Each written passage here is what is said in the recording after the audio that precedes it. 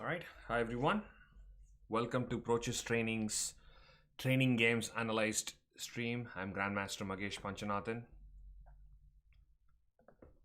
I hope you can all hear me and see me clearly.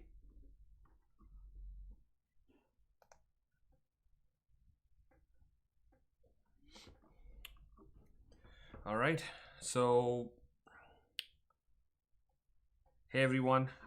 Today we are going to look at two games that were given as training games for all our Prochess Training students for Group 1 from last week. And we're going to go over those positions and see what the actual games were and what the actual plans were. Some of you might have hopefully had a chance to play these positions.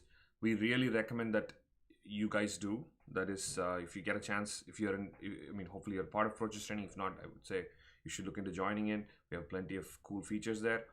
If you're already a part, I've been repeating that training games is a really nice feature that I like. And I think the reason is because you can really put yourself in someone else's shoes and try to see how you would have played and compare it very easily, right? So if this game, for example, was played by Bobby Fischer, and you get a chance to actually sit in the same position as what Bobby Fischer had and then try to play a game and see how it is. So that's always a very good learning experience.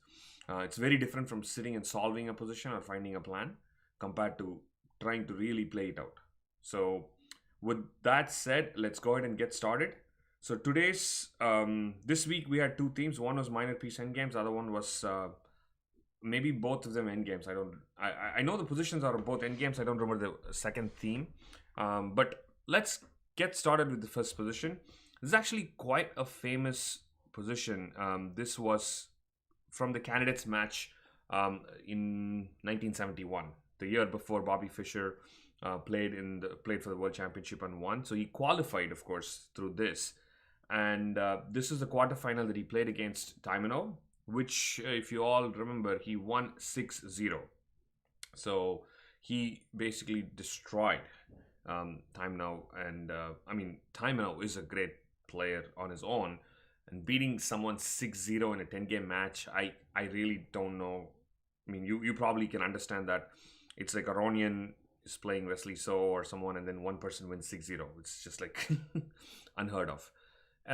Anyway, so this one particular game is very well known for Bishop dominating the knight. So the idea is that White has to come up with a clear plan to win the game. So White is actually better here. Can anyone tell me why? I mean, the position seems like the pawns are fixed. There are two reasons why I think White is clearly better here. Let's see in the chat if someone can tell me why is White better here. There are a couple of things you can look at when you're trying to decide if something, if a knight's better or a bishop is better, right? So this is one of the things I would want all of you to look at. Let's see. Does anyone have any idea why do you think White's better? Bishop in open position, pawns on both sides. White has pawn moves. Very interesting. I see lots of interesting ideas. I totally agree with all the things that you're saying. The pawns on both sides usually help Bishop because I can easily switch back and forth. But there are a couple of simple reasons that I like to keep in mind. Is first, if I look at a knight, I always ask, where is the best square for my knight? Where can I put it, right? If I give you unlimited number of moves, and if I give you a chance to move your knight from here to anywhere you want, where would you put it? And then that kind of tells you an idea sometimes to say that there are no really good squares for the knight, then you know that your knight's not in a good place. For example, this knight has only one really reasonable square on e4, maybe one on g4, yeah?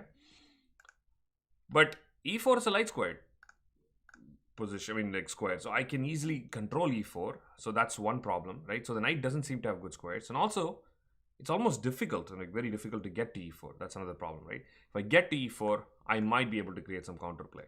But it's not easy, yeah? The next thing I notice is that the pawns on the king side are actually fixed on light squares. So this is very dangerous when I have a light squared bishop because you won't lose one pawn, you will lose all of them when you lose it, right? Unlike a knight, let's say this knight gets in and then gets this pawn, probably it's going to take a couple of more moves to try to attack more pawns. I mean, I still have some chances to save some pawns. But if I let the bishop go in and get one pawn, I think black will definitely lose at least one more pawn. Probably all three, right? So this whole pawn structure here with the pawns fixed on light squares is very fragile. And this is the reason why white is clearly dominating in this position. Yeah. And some of you pointed out that white has more pawn moves. That's actually very handy when it comes to king and pawn game in the future as well. Or if eventually I want to create zugzwang ideas, right? So, well, the idea here is very simple. Improve your pieces to the maximum and then find a breakthrough. For example, let's start with improving our, let's say bishop's position I think is easy. Where would you like your bishop? If you are playing white here, or I don't know if you did this in your training game, where would you like to put your bishop that you find is probably the most active and you like it the most? Let's see what we can come up with.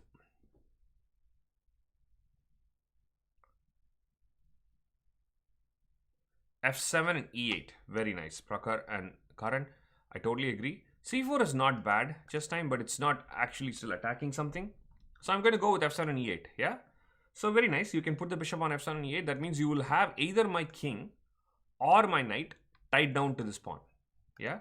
And it has to be most likely the knight, right? So if the bishop, let's say, ends up here, and if the black king ends up here, to defend the pawn, that gives me a free ride into black's position, yeah? So I think the king needs to be on this side. So the knight is the one that needs to probably go to E7 to save the pawn. So the bishop will completely tie the knight out on E7. The bishop can be on E8 or F7. Black knight will most likely end up on E7. Now who can tell me how would you improve your king? What would be the best position for your king? Let's say you assume that you cannot just capture pawns, but let's say you want to keep improving your king.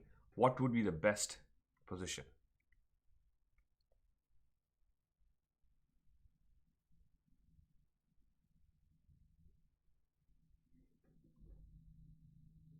Let's be ambitious and try to get our king involved in the game. C4, okay. Not bad. I think you can go more than that, Karan. I like C4. Maybe a little bit more active. B5. I think I can get to B5 quite easily. Yeah. Because the bishop will be not be there. King B5, yeah. In fact, I could even try to be more ambitious to try to go to either A6 or C6, yeah. I'll tell you why, yeah. You cannot just think your king will go anywhere you want. You shouldn't do that. But let's think about why I feel ambitious about my king. So I come to C4. That's kind of easy. You can all see that. So once I get to C4, I'm thinking, okay, how will black stop me from going to B5? Well, the only real source is to stay on C6. And now I can easily see that's not possible. If my bishop is on E8 or F7, I can easily kick you out or stop you from going to C6 and go to B5, yeah? So that looks pretty straightforward to me. So I can go here quite straightforward. Now from here, can I improve even further? I want to go to C6 or I want to go to A6. Assuming the black king has to stop me on B7, right? Karan wants the king on B6. Okay, fair enough. Yes, taking the pawn is our goal. But by the time, if we take the pawn, we don't have to calculate anymore, yeah? Assuming black is saving the pawns. So if you have the king on B5 and B7, then black king will stop me from getting to these two squares, yeah? So I'll be blocking you. But the good news is that is also a light square. So again, I can try to kick you out of that light square. We'll have to figure out how. But if I do kick you out of that light square, you might have to make a choice between this side or this side. And at that point, you have to let me into A6 or C6. And I might be able to move further in, right? So that's basically what our improvement situation is. So let's see what Fischer did. So Fischer basically did that. So once you understand the endgame, right, it's very easy. Also, this is the kind of endgame you could play faster. White just really cannot go wrong much. The only thing for white is to just make sure black doesn't get any unnecessary counterplay. If you let that knight come to E4, then I think you can sign a draw. There's nothing much you can do. You'll have to end up defending the pawns. So just have to make sure the knight doesn't find counterplay. That's all you have to do for white, yeah? So let's watch the game. King D3 was played. Knight E7 and bishop E8. So the bishop, I mean, there's nothing the knight can avoid. I mean, king can go maybe one more move. I'll play king c4. In fact, the king and pawn endgame might also be tricky if I allow bishop takes c6. So knight e7 is almost at some point forced. King d5, bishop f7 check. Just like we talked about, black king can block me temporarily, but they're all light squares. So king goes to c4. Again, I can try to block temporarily. Bishop check and king goes to b5. So this part, I was hoping everybody in your training games achieved. So did you play your training games this week? And if you achieved this, you can put it in chat. I'm hoping that you were able to do this because this is very straightforward. I think this part should not be difficult to try to improve your king's position as much as possible and improve your bishop's position as much as possible. Very nice. So I think Sai said he says he had it. Okay. Prakhar saying white can go wrong if he takes a knight. That is true, Prakhar. I would not just take bishop for knight without calculating the king and pawn in game. Well, this is a very interesting king and pawn in game. Just to go back, I mean, the only thing to calculate if you want to go into this is to the two free moves you have will come into play. Yeah. So for example, watch this. The king has to move and allow me to play the opposition. So you will take the opposition, but I have the two free moves, yeah? So having the extra move is definitely going to help. Let's say I play this move. You go to one of the sides, I go here, and I go here, and then my final free move will help me win the game because now I'll get in. So the two free moves will definitely help me win this king and pawn game, but I will only go into king and pawn games after I make my calculation very, very clear. So I would not go otherwise, so don't worry about it. So let's move on. You went it the other way, okay? All right. So, but let's go on with the game. I want to see the Fischer's eventual play. Yeah. So now the king is here and black king goes to b7. Now, like I said, he basically finds a way to kick the king out, right? This should not be very difficult. Where should I bring the white bishop to kick the king out? Who can tell me? Simple, straightforward bishop maneuver, and then try to just kick the king out of the b7 square. Pick a square where you would bring your bishop to get rid of that king on b7.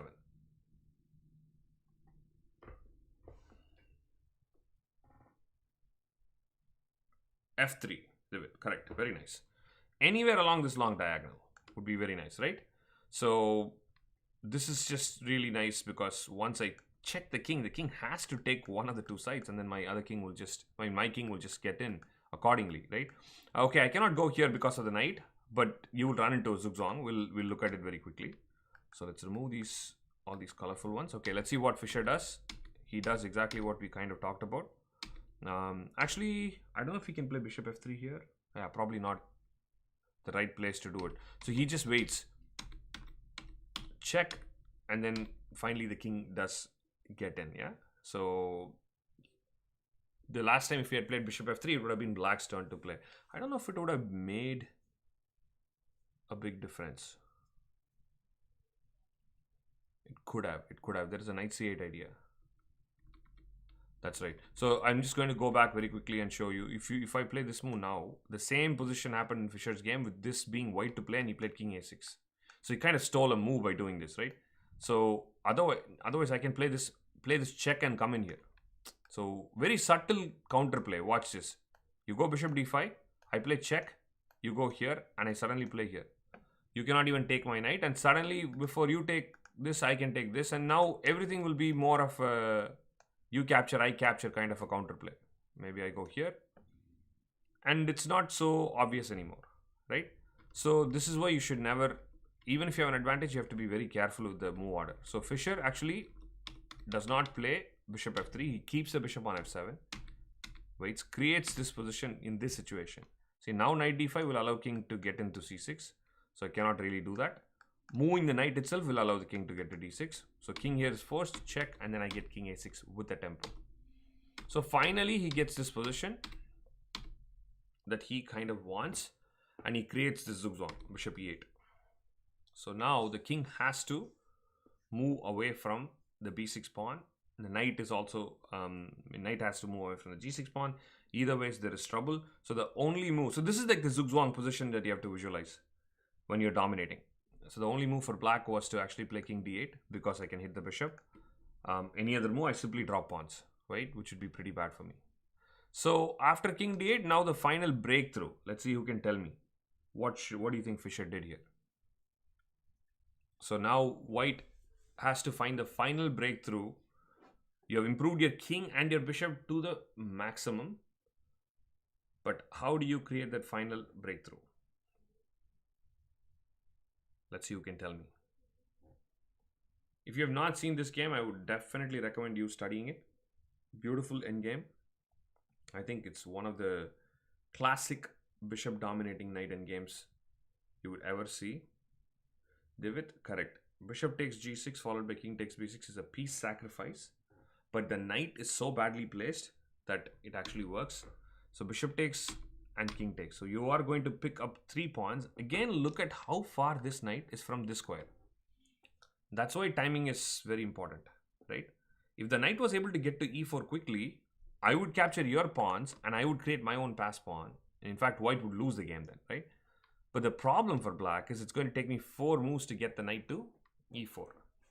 So, and that's the reason white is actually much better here and winning, because knight just doesn't have enough time to create counterplay. King d7, king takes c5, and b4. So he creates his 2 pass pawns, and this is clearly winning for white because the knight just cannot handle these 2 pass pawns.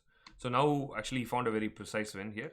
So now finally the knight reaches here to create counterplay, but it's just too late. Black is just too slow here. These 2 pawns are absolutely dominating and queening now. So it was just not possible. So after king b6, king c8 and king c6. So now if I take the pawn, again, b6 followed by a6. Or actually, if I take the pawn, maybe a6 first with the threat of a7. And the knight is too far to do any damage. So let's see, king b8 and pawn to b6. And actually here, Taimanov just resigned. Yeah. Let's see if I take the pawn, a6. And let's just play a couple of moves to see how. I mean, if I go here, this should win. Check and this. So there's no way to stop the queen. That should win. So let's go back and see if I come knight e4, how do you win? Let's find out from you guys. What do you think Fischer would do here?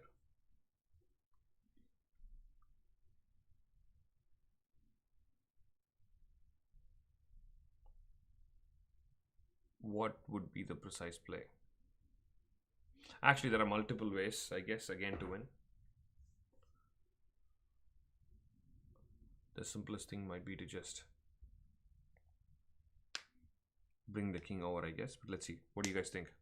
How does white find a win here?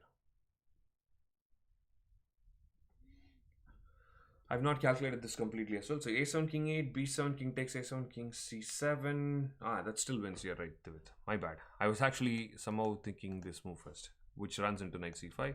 But thanks for pointing it out. I completely forgot about it. Yeah, this still wins. Because the idea is knight c5 kind of moves don't work because I'm queening with check. No knight a6 forks. All right. Going back. So this is the end of this game. A beautiful endgame by Bobby Fischer. Yeah. So bishop dominating knight, starting from here. So just the key points, takeaway points, improve your pieces to the maximum. So bishop found the best square, king found the best square, and then calculate a breakthrough, because sacrificing a bishop for 2 or 3 pawns is still very, very forcing, and you have to calculate it, right? All right, very good. With that, let's move on to the next one. Okay, so this was a king and pawn in game that was played. It's very, very the game is Fischer versus Taimanov. Even if you just search Fischer, Taimanov and bishop versus knight endgame, you will get this game very quickly. It's very popular. It was played in the candidates quarterfinals match in 1971, the match that he won 6-0. I would actually study all the games from those candidates. I think they're very, very nice. Okay, now I believe he also beat Larsen 6-0. Yeah, he had a great candidates match. Okay, let's jump to this king and pawn in game. White looks like he's almost up a pawn because the pawn on e4 is a pass pawn and black does not have a pass pawn, even though black has equal amount of pawns, right? It's a very instructive endgame. Let's see. Sai is saying I was playing this as stalemate trick. Basically, this endgame with precise play is a draw. Sai. Black can hold this endgame, and white is not winning completely, but there are so many pitfalls in these variations. You have to be super careful about it. So I also like something that you're pointing out. Playing against a computer is not a bad idea at all. That's actually one of the most difficult training methods you can do. So if you take some end games and play against computer, that's good. But again, don't do too many attempts, right? Try to give yourself enough time and try to get it in the first or second attempt or something like that. So there are a few candidate moves here. So I see this, this, and this. I would say if I'm playing white, I would look at these three candidate moves very quickly. Particularly King G4 and G3 seem very important to me. And in the order of calculation, I would definitely start with King G4 first. Right? Why am I doing King G4 first? Because that's a more direct attack. Right? You should know what's the method of calculation, what's the order. Right? So let's look at King G4. King E5. King captures the pawn. King captures the pawn. Again, all of this look basic. Now again, I'll start thinking about some options. What is the fastest way for me to queen the pawn? I can either go King G5 takes. I can try to push the pawns and get my king out of the way. I need to know which one is the fastest way. And at this point, it looks like King G5 and taking the pawn is going to be equally, both of them seem to be equally fast. Yeah, so King G5. So for example, if I take, I push the pawn completely. That's one extra move other than pushing the pawns. Or I can play G4, one extra move, and then I get to push the pawn completely, right? So given that's the situation, it's much better to just take the pawn. Takes, takes, push. Now black king gets out of the way. I have to be very careful where I need to get out. B3. And then we both queen. So our first variation, very straightforward. We decide it's a draw, yeah? Black made a queen. That was comfortable. So we can also try King F4 in the same token. King E6 would be played. Now we can go King G5. Because King F4 is again a very interesting candidate move because it stopped black from playing King E5. So that's usually a very important thing, right? So very subtle, but also a very important candidate move because I'm stopping you from your counterplay while I'm increasing my chances. I can go to G5 or G4 from there, right? Okay, so let's see. King F4. King E6 was played. By the way, if you're looking at this video later on, I would definitely recommend that you can pause and calculate. Spend at least 10 minutes calculating the variations, at least, before you just simply look at the answer or look at my variations, yeah? So now let's say you go King G5, and E5 doesn't help actually. E5 is just going to transpose same way. King D5, King G5, and King takes E5. So I'm going to look at King G5, King E5, King takes pawn. Again, if I take on H4, I think we transpose. Exact same variation, nothing changes. So we take on G6, take on E4. Again, we try to see what would be the best way to queen the pawn. You have to take on H4. So we take, and now black actually queens faster if I'm right. Yep. In fact, black queens before you, and black also has a queen C4 check, but it still should be a draw. Funny enough. Capture, capture, and then you go King G4. And wherever this king moves, I start pushing this pawn. And if you, like, let's just play King D5 or something. Push. Now the thing is, both kings can actually reach the square, yeah? So I push this, you push this. If black king gets close to the square, white king will get close to the square. If black pushes the pawn, white will push the pawn. And we got ourselves a draw again. So going back, both this King F4 and King G4 are the ones that lead to quick draw. Don't we win a tempo after E5? Actually, we don't, Karan. That's a good question. It looks like it, but you don't. Watch this. King F4, King E6. Now, you are going to make black king go to E5, E4, D3, and C3. Now, in this process, I'm going to take your pawn, right? Now, if you play E5, and I play King D5, you are still going to make me do the same number of moves. I'm going to go here, here, here, and here. Same exact number of moves, and in the process I'm going to take the pawn on E5 instead of on E4, right? So this is basically what the difference is. Sriram, you're watching this from school. I'm not so sure if I should recommend that. You can always watch this later too. Karan, you said E6. I don't know how you can get to E6. So if you play E5, you can play E5. Oh, you mean to say E5, King D5, and E6. but I'll simply take, and again, same thing. You have not changed anything in my path, Karan. That's the whole point. The king still takes 1, 2, 3, 4 moves to capture. Any of your move that you played so far has not delayed that process at all. So black is still going to do the same. Okay, coming back, let's look at the main move g3. This is the key. Takes, and king e5. And now again, there's a very important subtle concept here. If you play king g4, you are quite slow. Let's try this, yeah? King g4, king takes, king g5, king d3, king takes pawn, and h4. Again, I move out of the way. You push, and I push. And suddenly, it looks like black is queening first, and black also has an extra pawn. So, it's white who's going to be trying to fight for a draw here, right? Not really what my cup of tea from a winning or like a position where I'm trying to win. This doesn't look like a good thing for me, right? So beautiful thing now is white can actually gain a tempo by not going after the g6 pawn yet. Play king f3. And pretty much g5 is forced because if the king goes back, you go king f4. And now you will gain a tempo by going to g5 faster. So g5 and now king e3. And again, well, if you go king g4 now, same thing. White will queen first, black will queen second, but still the same story, right? So watch this. King g4, takes, just to show you, h4, king d3, h4, takes, h5, and I move out. So clearly white goes to the 6th rank first, white queens first, black actually queens with check after that. Still not a big deal. We haven't improved much. But the last improvement for white comes here beautifully, where I try to avoid this square. And I try to make my way around this square to go out and reach this pawn. Why? Because king on e5 and king on f3 is actually kind of a zugzwang position. So watch this. I play king e3. You have to go back. And now I go king e2 or f2. Actually, I don't know why you played king e2 in the game. King f2. If you go king e5, then I go king f3. So now, black's turn. And black has to move the king back, right? And now I go king to g4, and I've actually gained an extra move. Your king was on e5 before, taking my pawn. I've just kind of put you on e6, gaining that extra tempo, right? So that's the beautiful thing here. You go around f3, don't step on f3, go around and you take the pawn.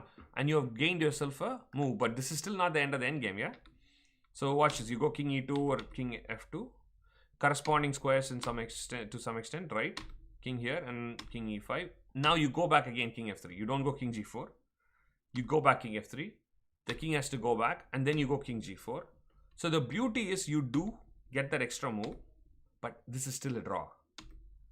So pawn up, king moves pawn up, and I go all the way to c2. Now the beauty is king on d2. If the king was on b2, I would not have been able to push the pawn. I would have been stuck in a pin. So why is this a draw? Well, I don't know if all of you remember the basic idea of, there is a stalemate trick too, but, well, the stalemate trick is first if you cannot take this pawn. So if you're playing white, the first thing you should know is you cannot take this pawn because then it's a draw. Because bishop pawn always has a draw and a stalemate trick. To show you very quickly, let's just play some moves. Let's say I play some check here. And I just keep moving back and forth and check here, and let's say check. Actually, I cannot even really take the pawn easily. Huh? I was trying to see if there's a good place for me to take the pawn. Yeah, I should be able to take the pawn from here. Check, let's say I go here and I check here. Yeah, this is a good place to take, right? If you play king to e2 or something, right? You could take the pawn. But the problem is now the game is a draw. You will only get one king move. Watch this. So king here. So usually this queen and pawn in game, you attack the pawn from the 3 key squares behind, right? So watch this, check. And then you go queen c3, forcing me to go to d1 and then go queen d3 check. So this is usually the winning idea. The problem is you can only do this once. You can move your king once. The minute I step to this side, you cannot do this anymore. Check, check, check. And you will play the same queen to c3, the key square behind the king. I'll play king to b1. You'll play queen to b3 check. And I will play king to a1. So the problem now is you don't take the pawn. If you take the pawn, it's a stalemate. So basically, there is no progress anymore. You cannot make any more progress, right? So the funny thing about this endgame is, if I come back all the way, is that, okay, I don't want to take your pawn. Can I not make progress without? Well, you cannot, because this is a very important square where you need to check. Without this, you cannot make progress. Watch this. Let's say we even get to this point where we took the pawn, yeah? So let's say I don't want to take the pawn. How would I make you go to d1? I cannot. Queen c4 check. I will play king to d2, not to d1. And to push me back to the square, you really need this maneuver. Queen d4 check and queen c3 is absolutely required to push me back to d1 and then play queen d3 check, right? But in this case, you just cannot play queen d4 check. So this is a very nice kind of a draw, because white can neither take the pawn nor make progress while the pawn is on the board. So white just doesn't get to make any progress. And because of that, white is only making a draw, right? So not easy, but again, so many concepts in one endgame, right? And that's why I like some practical endgames. If I remember right, this was played between two grandmasters. I don't remember the exact name of the players. This is actually from a game, and the game did end in a draw. So that was good. I think both players played precise moves. But going all the way back, so many variations and precise play, still a draw from both sides. Yeah. All right. So hopefully that's a good place for us to wrap things up. Do you have any questions about the two games we saw today? So the king and pawn game actually is very calculation intensive. Again, if you watch videos or stuff like that on king and pawn games, I always recommend pause the videos to calculate your variations before you actually see the answer and go over the analysis. So that's kind of important. And we have another stream right now. Grandmaster RB Ramesh will be explaining the training games for group 2, 3, and 4.